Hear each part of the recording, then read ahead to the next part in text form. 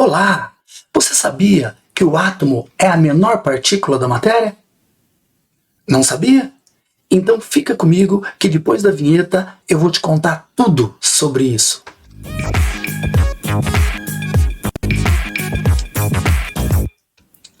É isso daí, pessoal. Sejam todos bem-vindos a mais uma Super Mega Plus aula de ciências. Estamos aqui hoje para falar sobre o átomo e seus modelos. Veja, o átomo, ele é a menor partícula que compõe a matéria. E hoje nós vamos falar um pouquinho sobre os seus modelos. Mas o que é matéria? Você se lembra? Do que é constituída a matéria? Matéria é tudo aquilo que ocupa lugar no espaço. E a matéria é formada por átomos.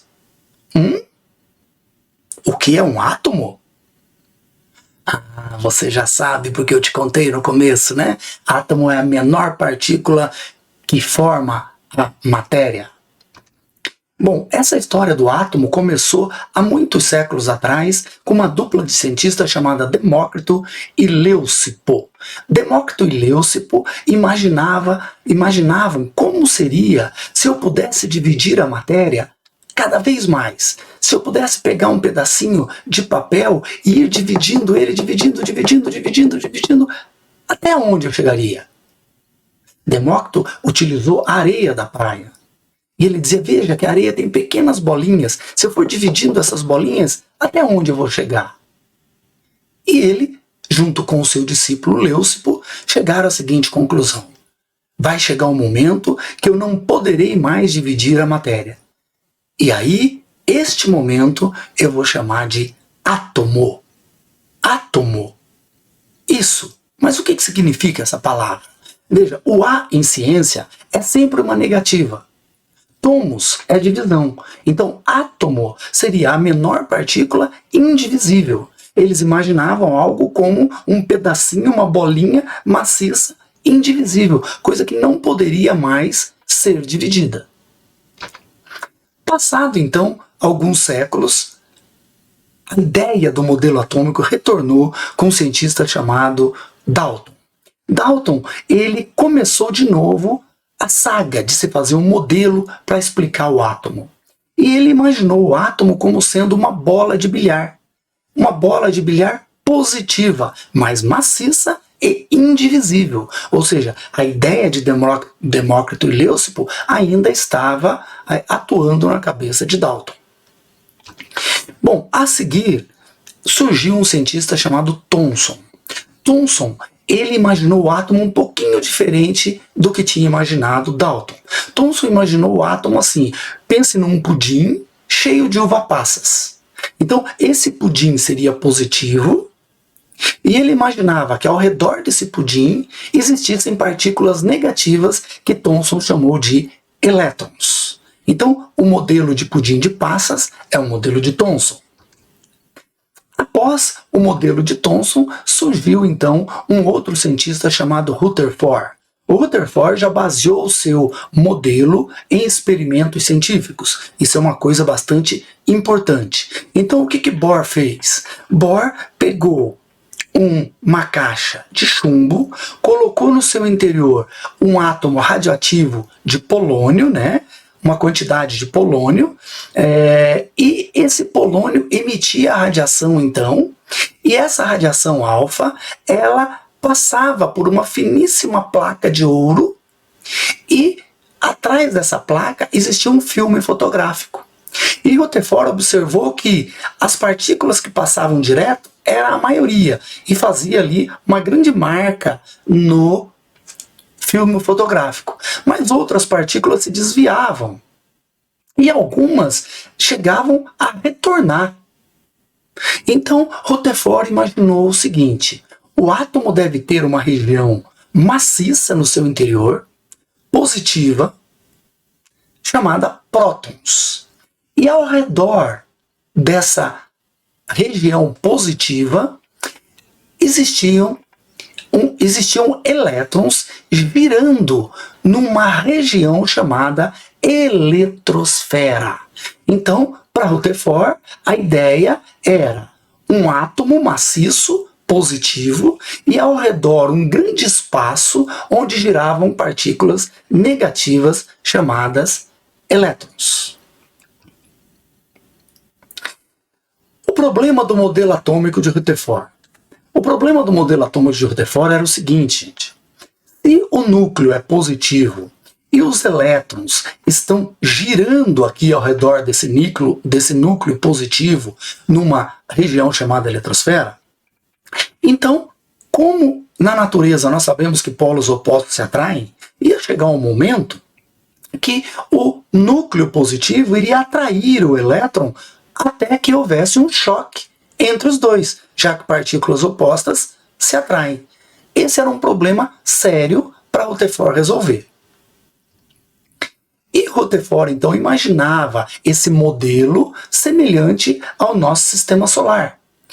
Ou seja, o Sol seria o núcleo, né? E ao redor desse núcleo positivo giravam os elétrons representados pelos planetas.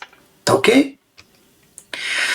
E após Rutherford, em 1913, surgiu um cientista dinamarquês chamado Niels Bohr. O Niels Bohr, ele ampliou os conhecimentos sobre o modelo de Rutherford, inclusive o modelo de Bohr, como ele pegava muitas ideias do modelo de Rutherford, passou a ser chamado de modelo de Rutherford e Bohr. Tá? Então, o que mudou?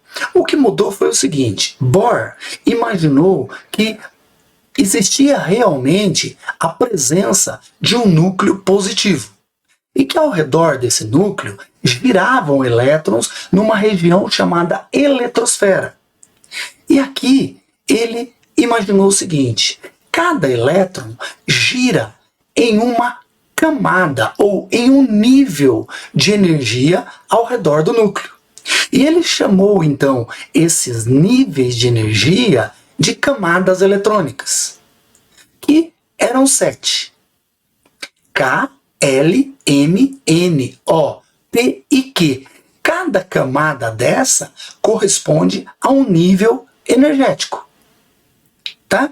Então, os elétrons ficavam girando não aleatoriamente, eles giravam dentro de uma órbita. E essas órbitas eram relacionadas às camadas eletrônicas. E uma outra coisa interessante é que Bohr imaginou que o elétron, quando ele ganhasse energia, ele podia saltar para uma camada posterior. Ou seja, a camada K era a camada mais próxima do núcleo.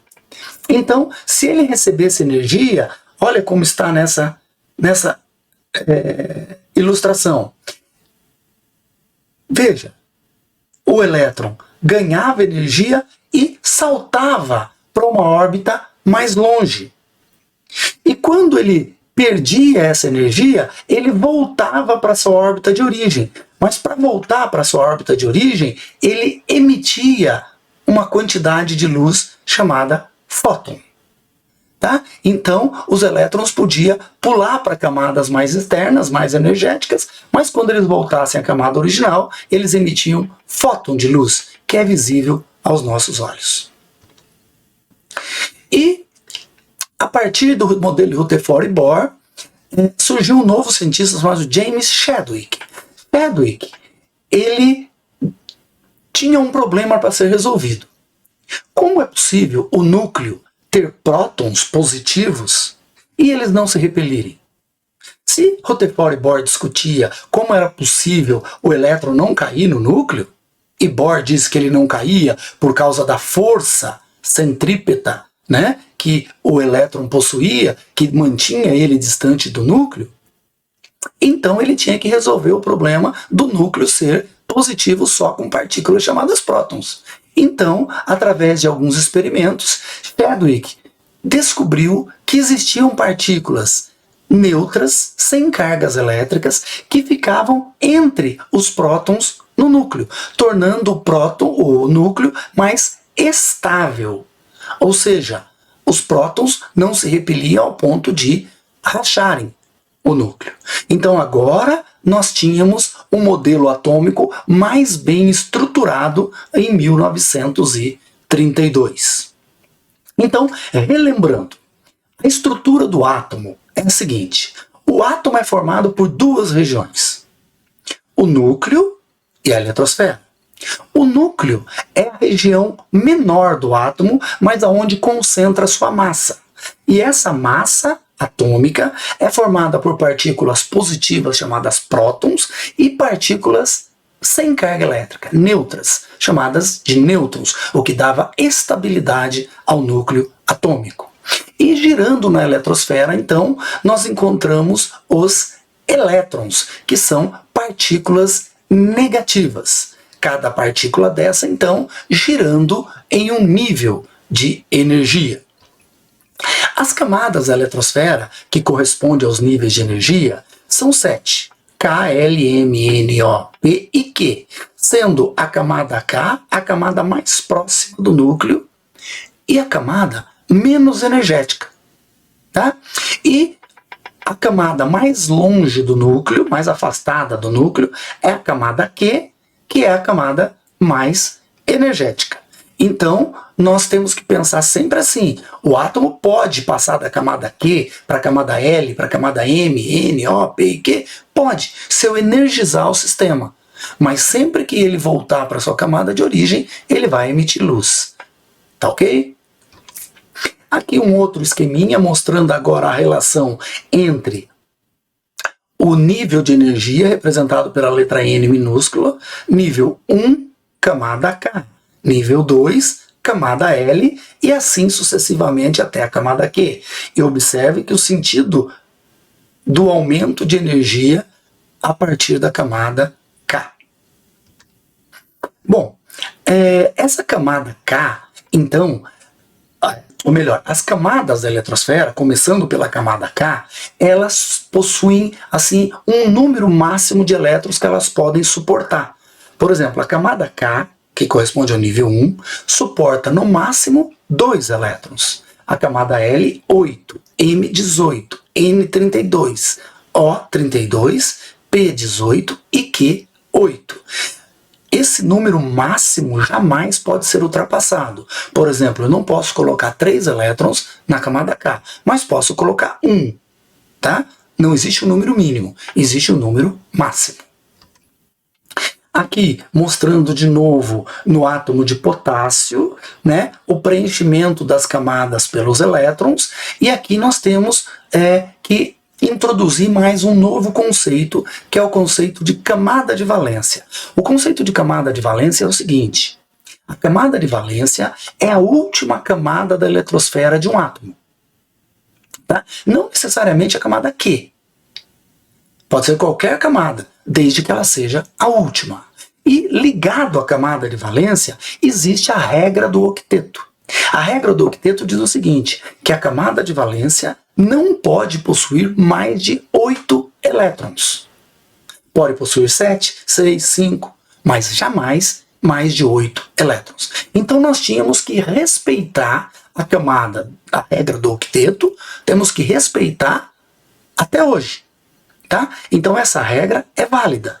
E nós não podemos ultrapassar 8 elétrons na camada de valência de qualquer átomo. E surgiu então o modelo de Sommerfeld. O modelo de Sommerfeld, ele é um modelo bastante interessante e veio ampliar os modelos antigos, porque Sommerfeld, ele admitiu então a existência de órbitas elípticas. Olha nessa animação, você vê que quem está mais próximo do núcleo está girando mais lentamente, tá vendo? Ó? Quem está mais longe girando mais rapidamente.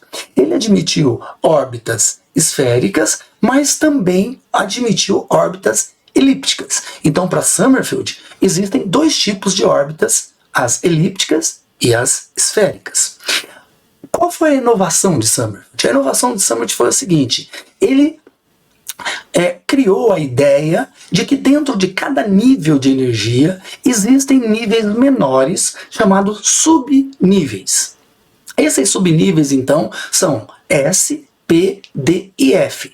E cada um deles também contém um número máximo de elétrons S2, P6, D10, F14.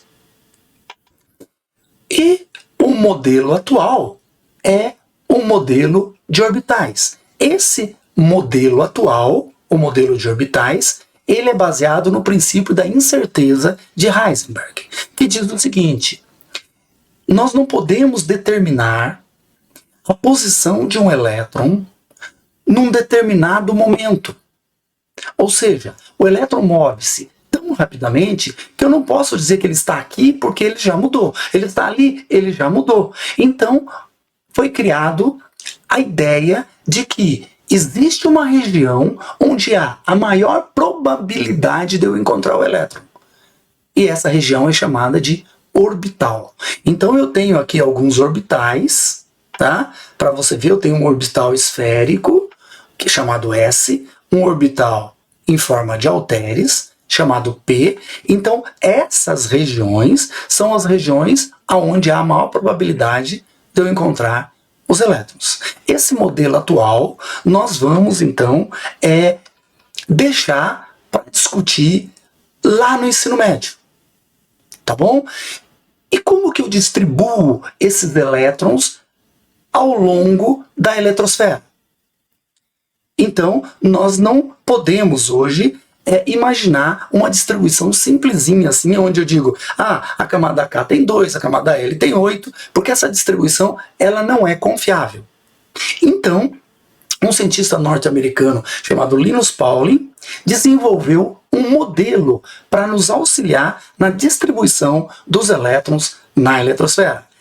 A distribuição eletrônica é o assunto do nosso próximo vídeo, da nossa próxima aula. Aproveita, dá um like no vídeo e se inscreve no canal. Eu te aguardo para o nosso próximo vídeo. Ok? Eu vou, galera, mas eu volto, com certeza. Me aguardem. Tchau!